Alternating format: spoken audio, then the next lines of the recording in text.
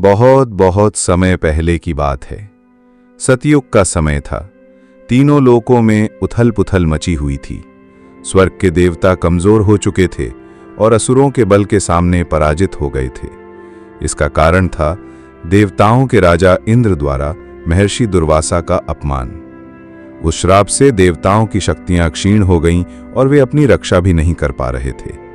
अंततः सभी देवता ब्रह्मा जी के साथ मिलकर भगवान विष्णु के पास पहुंचे और प्रार्थना की। भगवान विष्णु ने उन्हें एक योजना बताई, समुद्र मंथन की। उन्होंने कहा, अमृत ही तुम्हें शक्ति और अमरता प्रदान करेगा। इसके लिए असुरों से मिलकर क्षीर सागर का मंथन करना होगा। देवताओं ने असुरों से संधि की।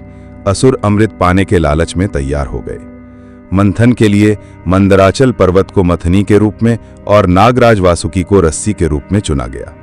देवता एक ओर खड़े हुए और असुर दूसरी ओर। लेकिन जैसे ही मंथन आरंभ हुआ, मंदराचल पर्वत भारी होने के कारण समुद्र में धंसने लगा। न तो देवता और न ही असुर उसे स्थिर रख सके।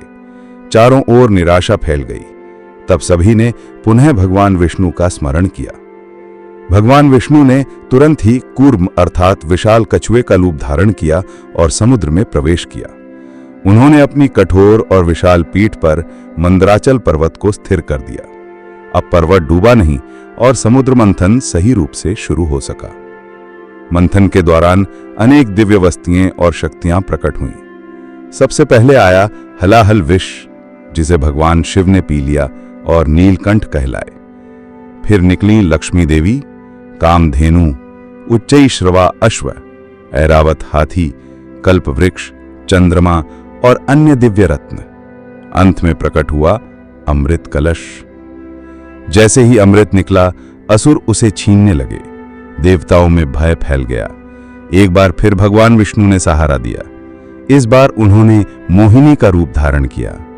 मोहिनी रूप में उन्होंने अपनी सुंदरता और चातुर्य से असुरों को मोहित कर दिया और अमृत देवताओं में बांट दिया। तो अगर आप भी ऐसी ही अनोखी कहानियों की दुनिया में खो जाना चाहते हैं, तो अभी इस चैनल को सब्सक्राइब करें और हर कहानी को सबसे पहले पाएं।